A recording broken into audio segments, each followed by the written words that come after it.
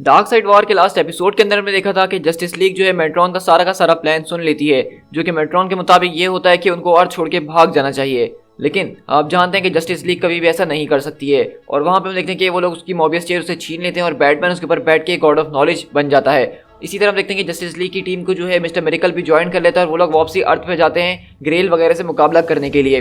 और वहीं दूसरी तरफ बैटमैन जो है वो ग्रीन लैंटर्न के साथ एक इन्फॉर्मेशन तलाश करने के लिए निकल गया है, ताकि वो लोग जो है एंटी मॉनिटर को किसी और तरीके से हरा सकें अगर जस्टिस लीग फेल हो गई।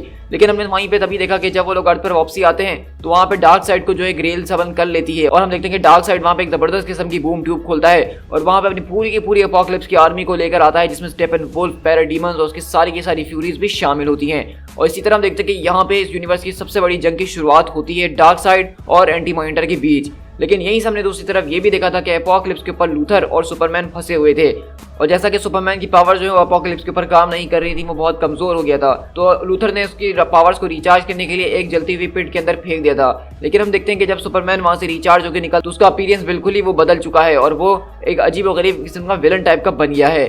अब आगे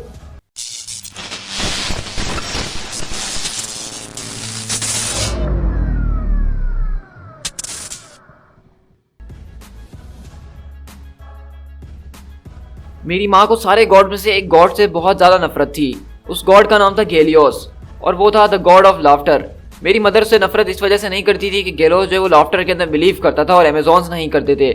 शायद लोगों को ये नजर ना आता हो, लेकिन हम भी जो है जॉय, हैप्पीनेस और लव के अंदर बहुत ज्यादा बिलीव रखते हैं अमेजॉन्स वाले।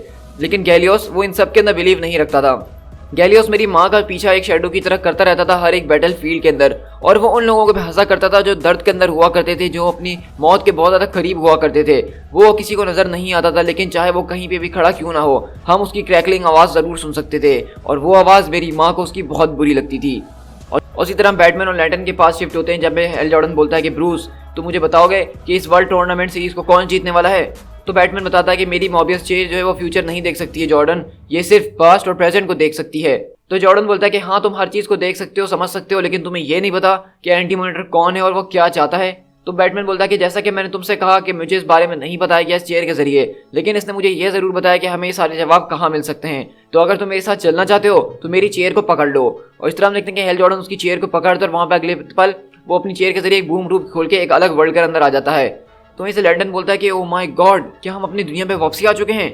तो बैटमैन बोलता है कि नहीं, ये वो दुनिया है जो कि क्राइम सिंडिकेट की अर्थ है। ये वर्ल्ड हमारे बिल्कुल पैरेलल है और इसके अंदर हर एक चीज बिल्कुल हमसे पैरेलल ही है, लेकिन इस वर्ल्ड को जो है एंटी मॉनिटर ने डिस्ट्रॉय कर दिया है। उसने इस वर्ल्ड के अंदर तकरीबन 5,310,045 पीपल्स को मार डाला है, और इसने इस प्लेनेट की कोर एनर्जीज को जो अपने अंदर एब्जॉर्ब कर लिया है ताकि वो डार्क साइड से लड़ने के लिए अपने आप को प्रिपेयर कर सके। लेकिन मैं इस बात को अभी भी समझ नहीं पा रहा हूँ, ना ही जान पा रहा हूँ कि वो आखिरकार ये वॉर क्यों चाहता है।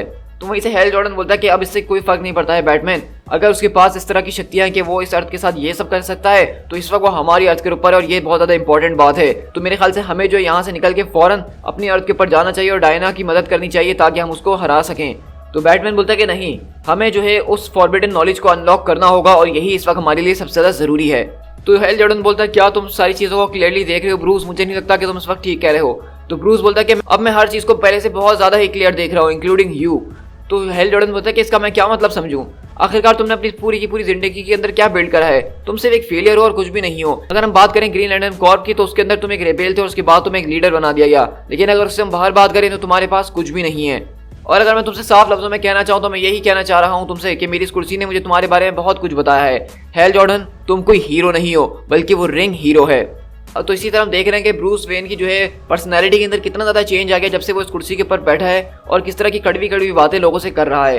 तो हेल जॉर्डन बोलता है कि मुझे इस बारे में कोई परवाह नहीं है कि तुम्हारी कुर्सी तुमसे क्या कहती है और क्या नहीं कहती है, लेकिन इसने तुम्हारा एटीट्यूड ज़रूर ख़राब करके रख दिया है। हो सकता है कि तुम मुझसे ठीक कह रहे हो कि ये रिंग ही सब कुछ है और इसके बगैर मैं कुछ ना हूँ, लेकिन इस वक्त हमें इस वॉर को जीतने के लिए इस रिंग ही की ज़रूरत है और जो मेरे लिए काफ़ी होगा। तो मुझे बताओ, क्या तुम अपनी उस कुर्सी के ऊपर बैठ के ऐसी फालतू की बकवास करते रहोगे, या तुम मुझे बताने वाले हो कि इसके बाद हमें आगे कहाँ जाना है? तो बैटमैन बोलता है कि हमें उस वर्ल्ड के ऊपर ट्रैवल करके जाना होगा जहाँ हम पहले बहुत बार जा चुके हैं, वो वर्ल्ड जहाँ पे हमने सिनेस्टर को बैनिश करा था। हम यहाँ से एंटी मॉनिटर की बर्थ प्लेस पे जाने वाले हैं, टू द प्लेनेट क्वार्ट। इस तरह हम देखते हैं कि बैटमैन और हेल जॉर्डन यहाँ से एंटी मॉनिटर की बर्थ प्लेस पे जा रहे हैं ताकि उसका ओरिजिन वगैरह जान पाएं और उसकी कमजोरी को तलाश कर सकें। और यहीं से हम शिफ्ट होते हैं बैटल ग्राउंड के अंदर, जहां हम देखते हैं कि यहाँ पे डार्क साइड और एंटी मॉनिटर फुल एक दूसरे के ऊपर अपनी पावर्स के साथ अनलीश हुए हुए हैं। इनके ब्लोज के अंदर इतनी ज्यादा एनर्जी है कि वहां से हर एक चीज में इतनी रोशनी फैल रही है कि किसी की आंखें ना खुल पा रही हैं। और जस्टिस लीग को हम देख रहे हैं कि इन दोनों की फाइट के अंदर एक सैंडविच बन चुकी है इस वक्त। तो इसे साइबोर्ग बोलता है कि उन लोगों को इस बारे में पता भी नहीं है कि हम यहाँ पे हैं डायना, और अगर उनको पता है तो वो उनको हमारी कोई परवाह नहीं है। और इसी तरह हम देखते हैं कि वहां से ग्रेल आती है चिल्लाते हुए कि ब्रदर, और वहीं से क्लैरीबैग बोलता है कि सिस्टर, और दोनों एक दूसरे के सामने आते हैं। और वहीं से ग्रेल बोलती है तो अपने फादर के लिए मरना चाहते थे ना कैलीबैग, तो आज मैं तुम्हारी ख्वाहिश पूरी कर दूंगी।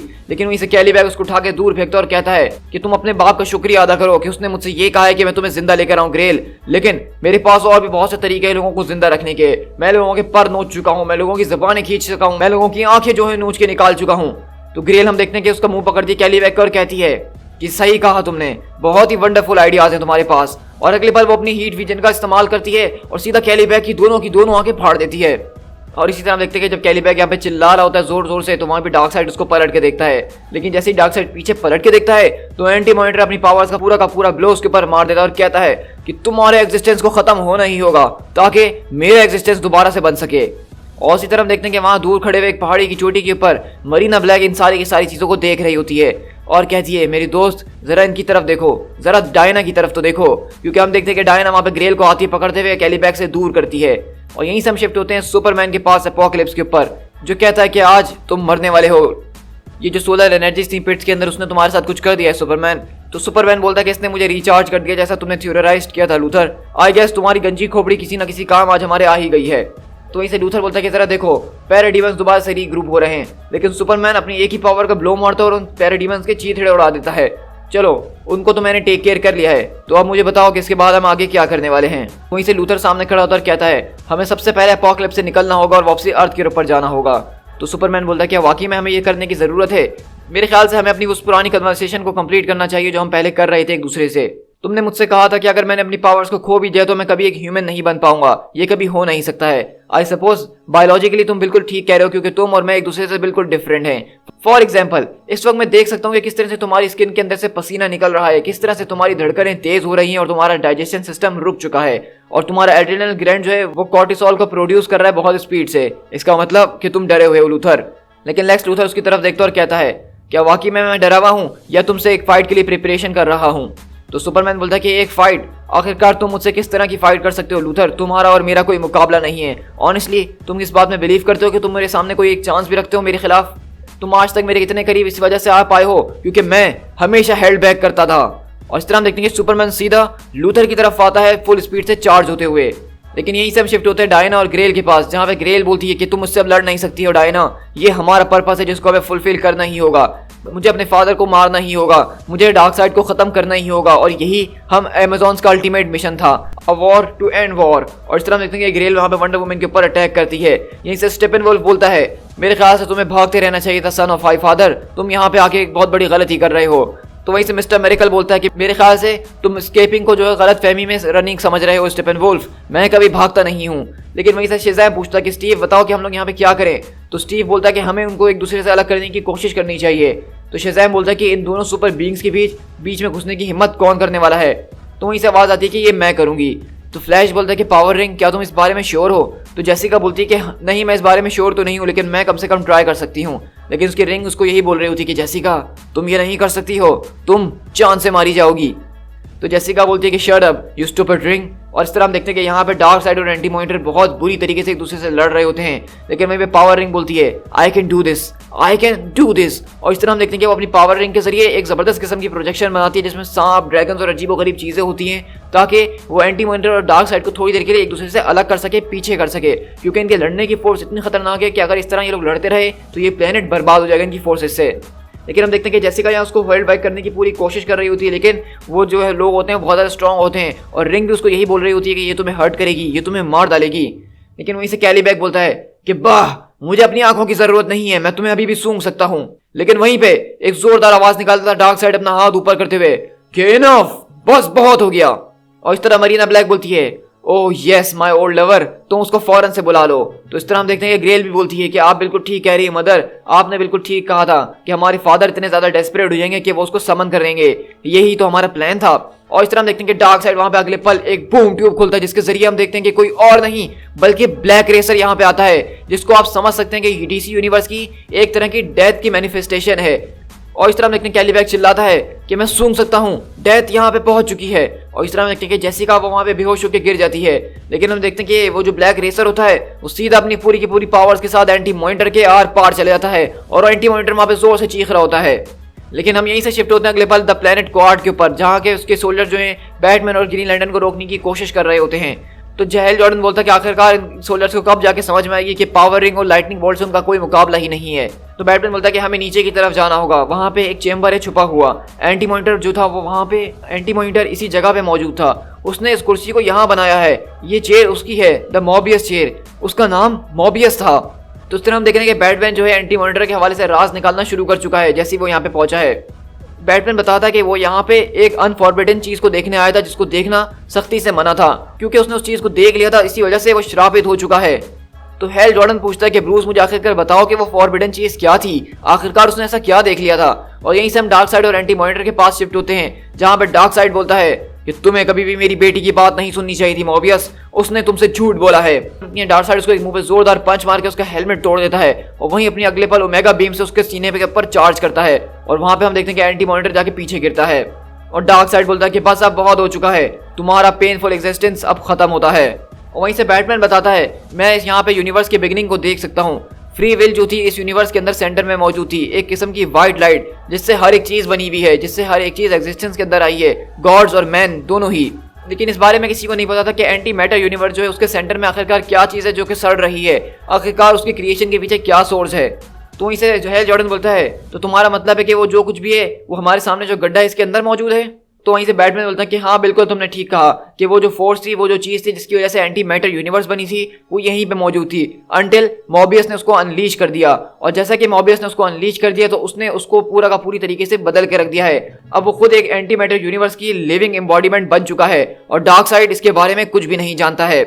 और इसी तरह हम देखते हैं कि जब डार्क साइड दोबारा से ब्लैक रेसर को उसके ऊपर अटैक करने के लिए ऑर्डर देता है और जब उसकी तरफ भागता हुआ होता है तो वहीं अगले पल एंटी मॉनिटर जो है वो अपने एक हाथ के झटके से फ्लैश को वहीं रोक देता है और फ्लैश बोलता है कि तुम मेरे साथ ये क्या कर रहे हो, मैं हिल नहीं पा रहा हूँ। तो वहीं से एंटी मॉनिटर बोलता है कि अगर मैं अपनी विल के मुताबिक हर एक चीज को बदल सकता हूँ तो फिर इस डेथ को जो एक होस्ट की जरूरत है।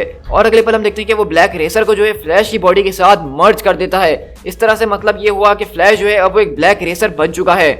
यहीं से बैटमैन बोलता है कि मुझे यहाँ आना जरूरी था, मुझे इसको अपनी आंखों से देखना जरूरी था ताकि मैं इसको अंडरस्टैंड कर सकूं, ताकि इसको मैं डिस्कवर कर सकूं।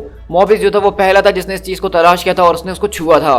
तो हेल जॉर्डन बोलता है कि आखिरकार तुम किस बारे में बात कर रहे हो बैटमैन, मुझे कुछ समझ में नहीं आ रहा है, आखिरकार यहाँ पे ऐसी क्या चीज थी जिसको उसने छुआ था और वो ऐसा बन गया। और यहीं से हम देखते हैं एंटी मॉनिटर बोलता है कि मैं तुम्हारी एक वीकनेस को बहुत अच्छे तरीके से जानता हूँ डार्क साइड। और वहीं से हम देखते हैं कि ब्लैक रेसर यानी कि फ्लैश बोलता है एक वॉइस मुझसे ये बार बार कह रही है कि मरना होगा, इन सबको मरना होगा, वो सब चिल्ला रहे हैं, स्टॉप स्क्रीमिंग। और यहीं से हम देखते हैं डायना बोलती है कि फ्लैश इसको आखिरकार क्या हो चुका है अब। तो वहीं से हमें बैटमैन बताता है कि तुम इस बात को अच्छी तरीके से जानते हो जॉर्डन कि हमारी यूनिवर्स को जो फाउंड किया गया था वो फ्री विल के ऊपर किया गया था, उसकी बुनियाद जो थी वो फ्री विल थी। लेकिन ये वाली यानी कि एंटी मैटर यूनिवर्स, इसके अंदर कोई फ्री विल मौजूद नहीं है, बल्कि इसके अंदर इसी की ऑपोजिट फोर्स मौजूद है जिसके जरिए ये यूनिवर्स जो है एग्जिस्टेंस के अंदर आई थी। इसका मतलब मैं आपको साफ लफ्जों में बता देता हूँ कि वो एंटी लाइफ इक्वेशन है। वहीं से एंटी मॉनिटर बताता है कि मैं इस चीज के अंदर इस वजह से चेंज हो गया क्योंकि मैंने उस चीज को छू लिया था जिसको हमेशा से तुम पाना चाहते थे, मैं हमेशा के उससे जुड़ गया हूँ। डार्क साइड जिस एंटी लाइफ इक्वेशन को तुम तलाश कर रहे थे, जिसको तुम ढूंढ रहे थे, जिसको तुम पाना चाहते थे, वो मेरी नसों के अंदर दौड़ रही है। और इस तरह हम देखते हैं कि वहां पे जो है एंटी मॉनिटर उसी के ब्लैक रेसर को अपनी एंटी लाइफ इक्वेशन से प्रोसेस करके उसी से उसके आर पार घुसवा देता है। और जैसे ही हम देखते हैं कि ब्लैक रेसर यानी कि फ्लैश जो है डार्क साइड की बॉडी के आर पार जाता है, वहां पे एक जोरदार धमाका हो जाता है और खतरनाक किस्म की लाइटनिंग निकलना शुरू होती है डार्क साइड की बॉडी के अंदर से। और हम देखते हैं कि जैसे ही डार्क साइड वहां पे चिल्ला रहा होता है, साथ में शेज़ैम भी चिल्लाना शुरू कर देता है और बोलता है कि मैं उनको सुन सकता हूँ, वो एक दूसरे से लड़ रहे हैं, वो लोग यहाँ से बाहर निकलना चाहते हैं, गॉड्स डरे हुए हैं क्योंकि एक गॉड की मौत हो गई है। और इसी तरह हम देखते हैं कि वहाँ पे डार्क साइड की बॉडी बहुत बुरी तरीके से ग्लो कर रही होती है। मरीना ब्लैक, कैलीबैग, वंडर वुमन सब इस बात को फील कर रहे होते हैं कि यहाँ पे कुछ बहुत बुरा होने वाला है। और वंडर वुमन हमें बताती है कि वहाँ पे ऐसा लग रहा था कि इस दुनिया को कोई चीरने की कोशिश कर रहा है और आसमान से खून बह रहा है, लेकिन अचानक एकदम खामोशी हो गई। और जब खामोशी हुई तो मैंने उस हंसी की आवाज़ दोबारा से सुनी। और इस तरह हम देखते हैं कि यहाँ पे डार्क साइड की फाइनली मौत हो चुकी है, डार्क साइड यहाँ पे गिर चुका है। और इस तरह हम देख रहे हैं कि फाइनली यहाँ पे एंटी मॉनिटर ने एंटी लाइफ इक्वेशन का इस्तेमाल करके उसी के ब्लैक रेसर को अपने काबू में कर लिया और उसी के ब्लैक रेसर के जरिए उसी को मरवा दिया। और यही ग्रेल और मरीना ब्लैक का प्लान था। वो लोग शुरू से जानते थे कि डार्क साइड आएगा तो वो ब्लैक रेसर को जरूर समन करेगा और जब उसको समन करेगा डेथ को तो वो उसको अपने पोजीशन में ले लेंगे। और इस तरह हम देख रहे हैं कि यहाँ पे डार्क साइड की मौत हो गई है। To be continued.